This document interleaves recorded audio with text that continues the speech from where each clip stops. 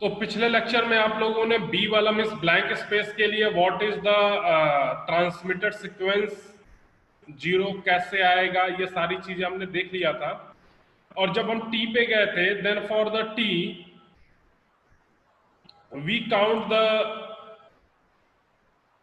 Lower order and upper order and find that MSB and LSB both are the same, that is 1. So we update this and we transmit the value is 1. And after transmitting the value 1, we update the lower order and other order by shifting one bit left hand side. And again we see what is the MSB. This one B हमने कल सही भी कराया था but हमने change नहीं किया. So MSB of L and U are 0 and 1 are not the same. So after transmitting we have to update second order context. So after transmitting second order context, this one here, see कि for the next order, that is for the next letter जो कि हमारा T है, और T के लिए हमने we have to encode second order context, और second order context जब हमने encode किया था, then we find the symbol SB cross.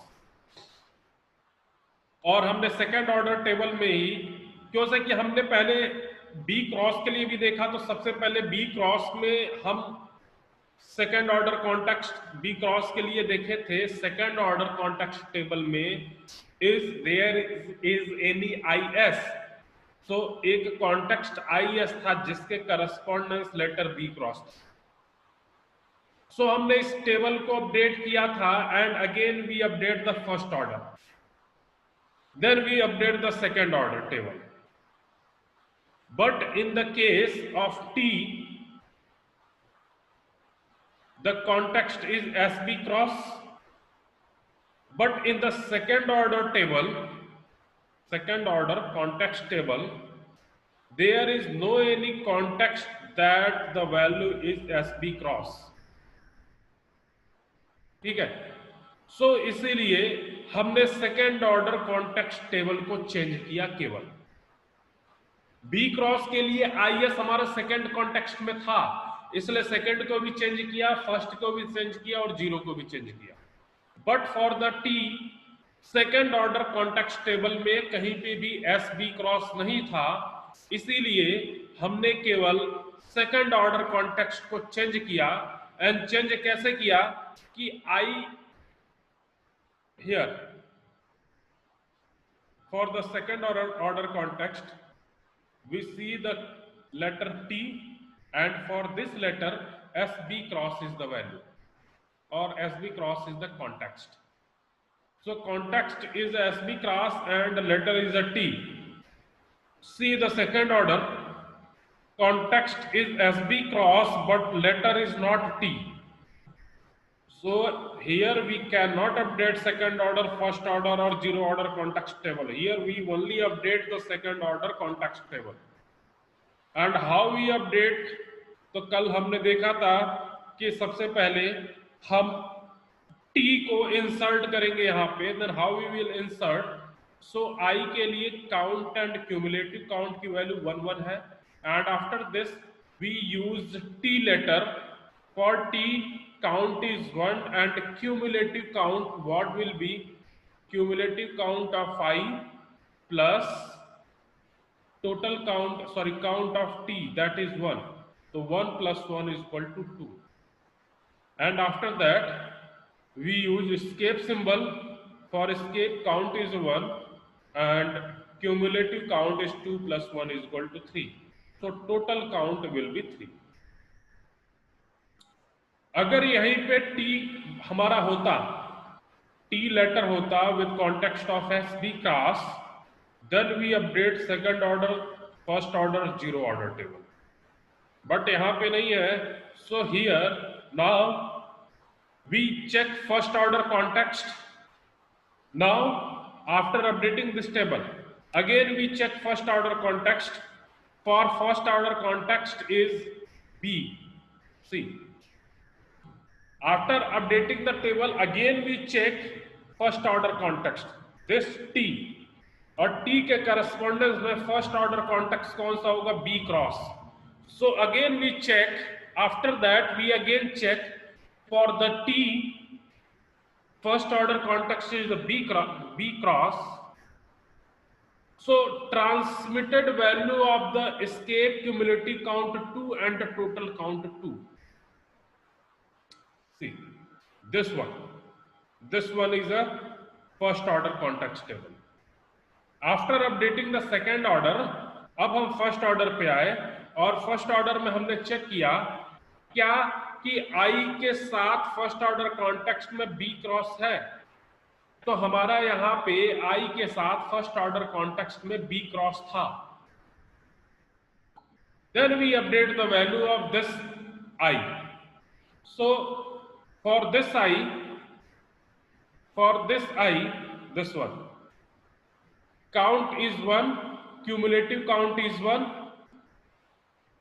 T के लिए count is 1, cumulative count is 2 and the total count, sorry, escape के लिए count is 1, cumulative count is 3, so total count is 3.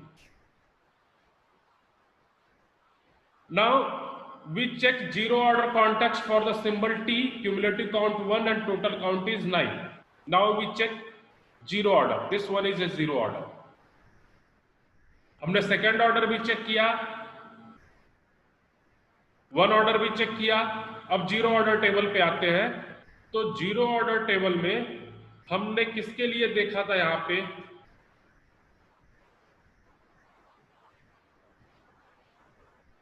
This one is the symbol. इसको मैं copy करके here,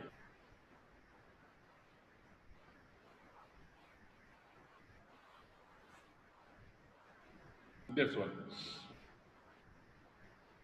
सो हम T के correspondence में देख रहे थे. टी के करस्पॉन्डेंस में हमने second order context S B cross देखा, उसके बाद first order context B cross देखा. देन अगेन जीरो ऑर्डर में हम केवल टी के लिए देखेंगे, लेटर टी के लिए, and we update the value. So T के करस्पॉन्डेंस ओरिजिनल काउंट हमारा 1 था और क्यूमुलेटिव काउंट 1 था. After updating means what is the procedure to update the count and cumulative count? We simply add 1. So after updating the letter T, count is 1 plus 1 2 and cumulative count is 2. So for the letter H, count is 1 and cumulative count 2 plus 1 is equal to 3. For I, count is same but cumulative count change हो जाएगा. उसी तरीके से S का भी change होगा, B का भी चेंज होगा, एस्केप का भी चेंज होगा. सो टोटल काउंट हमारा क्या हो जाएगा? चेंज होकर के 10. टोटल काउंट हमारा चेंज होकर के क्या हो जाएगा? 10 हो जाएगा. सो नाउ वही कह रहा है, now we check zero order context symbol for T. So cumulative count 1 and total count is 9. So again we change the lower bound and upper bound. We update the value of lower bound and upper bound. हर एक के case में हमें क्या करना है? सबसे पहले lower bound और अपर बाउंड निकालना है. अगर उसका एमएसबी सेम होता है तो जितने बिट एमएसबी सेम होते हैं उतना हम ट्रांसमिट कर देते हैं. उसके बाद लोअर बाउंड और अपर बाउंड को अपडेट करते हैं. अपडेट करने के बाद फिर से हम टेबल को अपडेट करते हैं. Then we see again next letter. जैसे यहां पे हमने क्या किया कि सबसे पहले हमने किसको चेक किया? T को, सॉरी B क्रॉस को, because this B cross is a 7 letter which is already encoded. हमने ये assume करके चला है. तो B क्रॉस को जब हमने चेक किया तो सबसे पहले हम B क्रॉस के लिए क्या किए? We find the lower order and upper order. उसके बाद हमने उसका एमएसबी फाइंड आउट किया. आफ्टर फाइंडिंग एमएसबी अगर दोनों सेम आया तो हमने वो बिट ट्रांसमिट कर दिया था for correspondence of B cross. And after transmitting 0 we update the value of L and U by shifting LHS 1 bit.